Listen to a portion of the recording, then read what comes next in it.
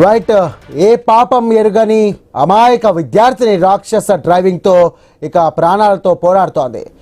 ఇక రేపో మాపో డాక్టర్ కావాల్సిన అమ్మాయి ఇద్దరు మతోన్మాదుల చేతిలో గాయపడి పేషెంట్గా చికిత్స పొందుతోంది. నిందితులు ఏం చక్క దర్జాగా ఎంజాయ్ చేస్తుంటే విద్యార్థిని ప్రియాంక చావు బతుకుల మధ్య కొట్టుమిట్టాడుతోంది. విద్యార్థులని పట్టించుకునే నాదులు ఎవరు? నిందితులను ఎవరు రక్షిస్తున్నారు? మధ్యమత్తులో నిందితులు చేసినటువంటి ఈ ఘోర దారుణానికి ఇప్పుడు ఆమె గొంతు మూగబోయినా ఆమె గొంతును ఖచ్చితంగా ఐ న్యూస్ వినిపిస్తూనే ఉంటుంది. ఆమె గొంతుకై ప్రశ్నిస్తూనే ఉంటుంది.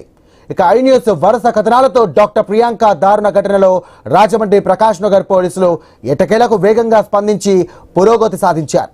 మెడికో జీవితాన్ని నాశనం చేసి మద్యం మత్తులో కారుతో ఢీకొట్టి పారిపోయినటువంటి కిరాతకులు సురవరపు దస్వంత్, ఆండ్రూ జోసెఫ్లను ఇక పోలీసులు అదుపులోకి తీసుకున్నారు.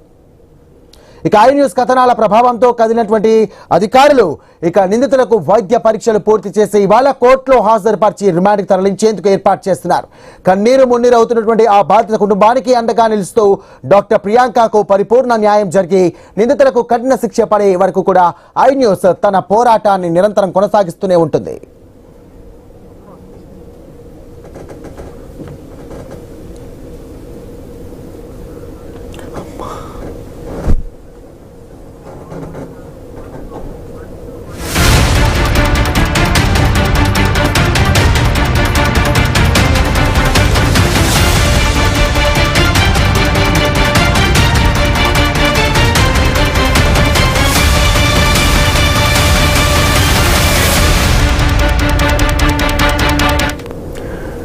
రైట్ ఏ పాపం ఎరుగని అమాయక విద్యార్థిని రాక్షస డ్రైవింగ్తో ప్రాణాలతో పోరాడుతోంది. ఇక రేపో మాపో డాక్టర్ కావాల్సినటువంటి అమ్మాయి ఇద్దరు మత్తున్మాదుల చేతిలో గాయపడి ఇక పేషెంట్గా చికిత్స పొందుతోంది. నిందితులు ఎంచక్క దర్జాగా ఎంజాయ్ చేస్తుంటే విద్యార్థిని ప్రియాంక చావు బతుకుల మధ్య కొట్టుమిట్టాడుతోంది. ఇక విద్యార్థిని పట్టించుకునే నాదులు ఎవరు? నిందితులను ఎవరు రక్షిస్తున్నారు?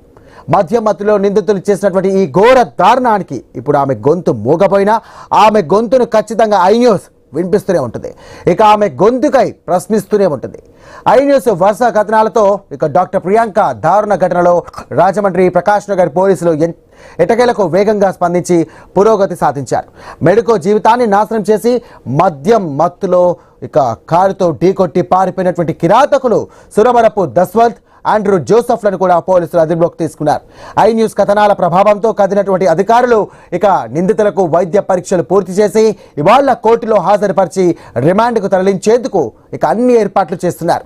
కన్నీరు మున్నీరు అవుతున్నటువంటి ఆ బాధిత కుటుంబానికి అండగా నిలుస్తూ డాక్టర్ ప్రియాంకకు పరిపూర్ణ న్యాయం జరిగి నిందితులకు కఠిన శిక్ష పడే వరకు కూడా ఐ న్యూస్ తన పోరాటాన్ని నిరంతరం కొనసాగిస్తూనే ఉంటుంది.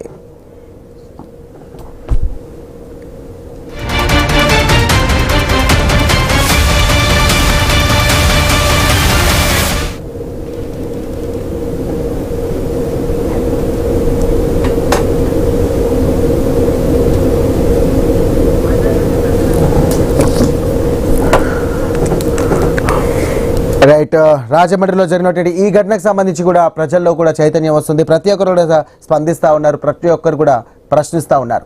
ఇటు వ్యవస్థను అలాగే సంబంధించినటువంటి ఘటనకు సంబంధించినటువంటి నిందితులపైన కఠిన చర్యలు తీసుకోవాలంటూ కూడా వారు స్పందిస్తూ ఉన్నారు.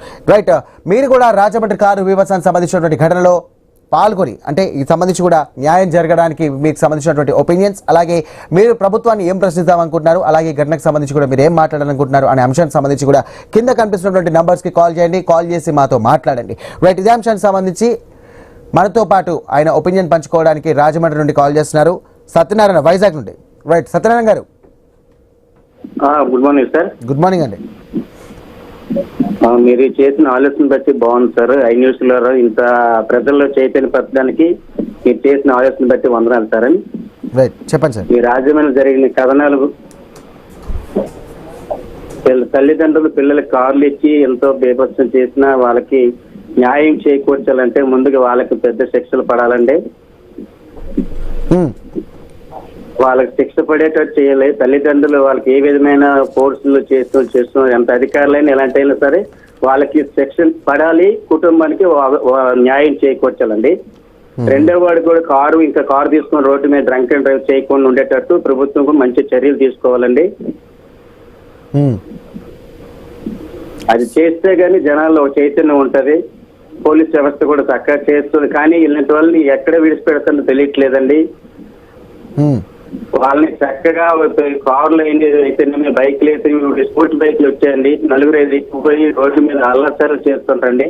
భోజనాలు కూడా అలాగే జరుగుతున్నాయండి. చాలా బీభత్సం చేస్తున్నారు. వాళ్ళని కంట్రోల్ చేయాలంటే మొదటి తల్లిదండ్రులకి మొదటి శిక్ష పడాలండి. ఉమ్, ఉమ్, ఉమ్. ఇచ్చుంటే బైక్లు ఇస్తున్న వాళ్ళకి తల్లిదండ్రులు మొదటి శిక్ష పడి, రెండో వాడి కూడా తల్లిదండ్రులకి పిల్లలకి బైక్ లేకుండా ఉంటారండి. రైట్, థ్యాంక్ యూ అండి సత్యనారాయణ గారు, థ్యాంక్ యూ ఫర్ కాలింగ్ అండి. ఖచ్చితంగా దీనిపైన కూడా స్పందిద్దాం. ఇటు కంటిన్యూగా మనం మాట్లాడితే కనుక ప్రభుత్వంలో చలనం వస్తుంది, అలాగే ఇటు వ్యవస్థలు కూడా చలనం వస్తుంది. రైట్, ప్రస్తుతానికైతే మా కరెస్పాండెంట్ గణేష్ లైవ్ ద్వారా సిద్ధంగా ఉన్నారు. గణేష్ చెప్పండి,